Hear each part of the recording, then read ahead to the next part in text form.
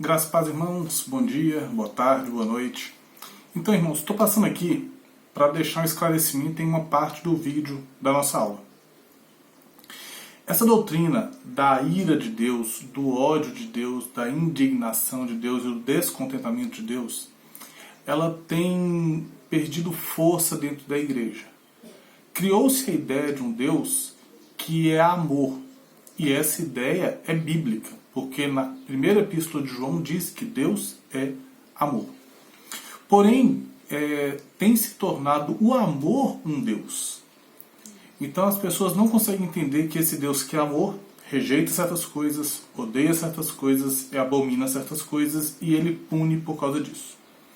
Eu gostaria de ler algumas passagens da Escritura com os irmãos aqui, para esclarecer isso de uma forma bem cristalina, para deixar tudo muito bem explicado. Eu sei que isso causa uma certa congestão teológica, porque causou em mim também a primeira vez que eu tive contato com a doutrina da ira de Deus. Mas vamos lá. Provérbios capítulo 6, versículos 16 a 19 diz assim: 6 coisas o Senhor detesta, sim, 7 ele abomina: olhos arrogantes, língua mentirosa, mãos que derramam sangue inocente, coração que faz planos perversos, pés que se apressam a praticar o mal, testemunha falsa que profere mentiras e que semeia inimizade entre os irmãos. Então, ele realmente abomina, detesta e odeia testemunha falsa, coração que faz planos perversos, pés que se apressam a praticar o mal. Ou seja, tanto o coração quanto os pés, quanto a própria testemunha falsa, são pessoas, tá bom? Elas cometem o ato do pecado, mas elas são pessoas. O pecado só existe por causa que existe um agente executor. E a mesma indignação que Deus tem com o ato, ele tem com o executor. Tá bem? Zacarias.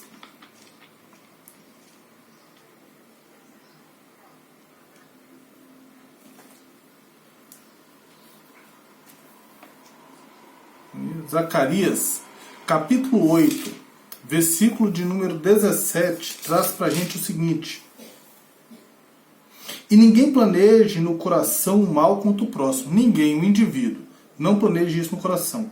Nem ame o juramento falso, porque eu rejeito todas estas coisas. O texto de Zacarias ele é muito bem claro quando está falando que Deus abomina, aí sim, a ação. Então você vê que o texto de Provérbios fala que Deus abomina, odeia tanto a ação quanto o executor, e o texto de Zacarias está falando especificamente do pecado, porque Deus realmente odeia o pecado. Ah, mas Deus não pode odiar porque Deus é amor. Deus pode. Deus odeia tudo aquilo que afronta a sua santidade, tudo aquilo que fere o seu santo nome. E Ezequiel trabalha essa ideia de ferir o nome de Deus de uma forma também bem específica. Eu não lembro o texto de cabeça agora, mas ele vai aparecer aqui embaixo nesse vídeo complementar. E as pessoas? Vamos lá, Salmos 5:5. Estou com um pouquinho de dificuldades porque eu estou usando a Bíblia da Edna, não é a minha Bíblia de estudos, tá bem? Os arrogantes não permanecerão na tua presença, odeias todos que praticam a maldade. Todos que praticam a maldade. Salmo 5:5. Salmo 11, versículos 4 e 5. O Senhor está no seu santo templo, o trono do Senhor está nos céus. Seus olhos estão atentos e as suas pálpebras examinam os filhos dos homens. O Senhor prova o justo e o ímpio e odeia o que ama a violência. Texto extremamente claro. Até fiz questão de dar uma grifadinha ali. Oséias 9:15.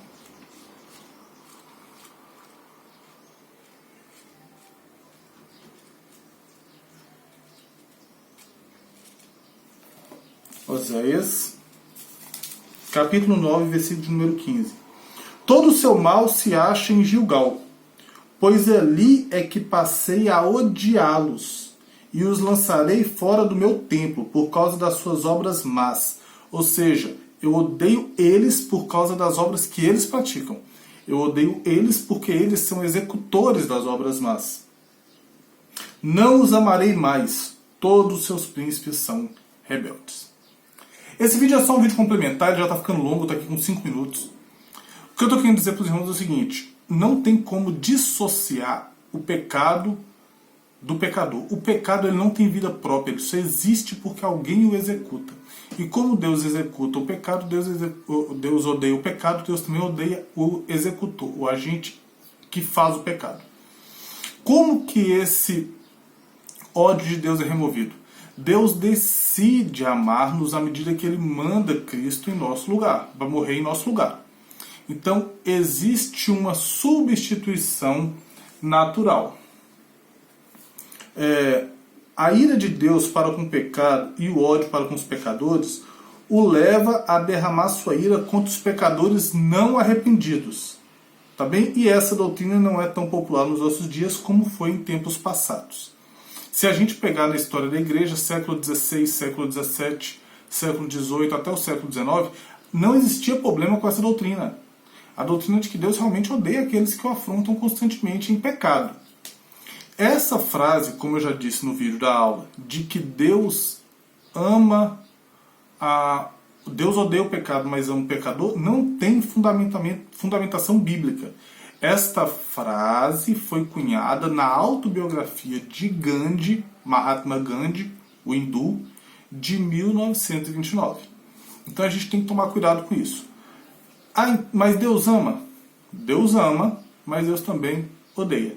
Se a pessoa vive em constante afronta a Deus, se a pessoa vive uma vida inteira rejeitando a Cristo, rejeitando o amor de Deus revelado na cruz de Jesus, se a pessoa vive em constante endurecimento contra Deus, ela vai ao final, após a sua morte, sofrer sim toda a justa ira de Deus no inferno. O grande problema do inferno não é que os demônios estão lá, irmãos, não é que o Satanás está lá, nada disso é o grande problema do inferno. É uma outra aula, tá? Mas o grande problema do inferno é porque a presença de Deus não está lá. Isso que é o inferno. O inferno é viver eternamente separado de Deus, em sofrimento eterno. Qual que é o único aspecto da pessoa de Deus perceptível no inferno? A sua ira, tanto contra os atos realizados, contra aquelas pessoas que eles estão pagando, porque rejeitaram veementemente o amor de Deus. Espero que tenha ficado claro. Dúvidas, manda aqui embaixo, chama, pergunta, tá bom? Você tem direito de discordar, desde que você se fundamente muito bem biblicamente, para que a gente possa discordar partindo do pressuposto da Escritura e não apenas do que você acha ou do que eu acho. Coloquei aí 2 textos, vai aparecer a lista de textos aqui do lado que eu usei agora. Deus odeia o pecado, Provérbios 6, 16, 19, Zacarias 8, 17. E Deus odeia aqueles que o praticam. Salmo 5, 5, Salmo 11, 4, 5, Oséias 9, 15. Isso aí, irmãos. Deus abençoe vocês, Deus esteja com vocês. Esteja com o coração aberto para ouvir o que esses textos da Escritura têm a dizer. Deus te abençoe, abração e tchau, tchau.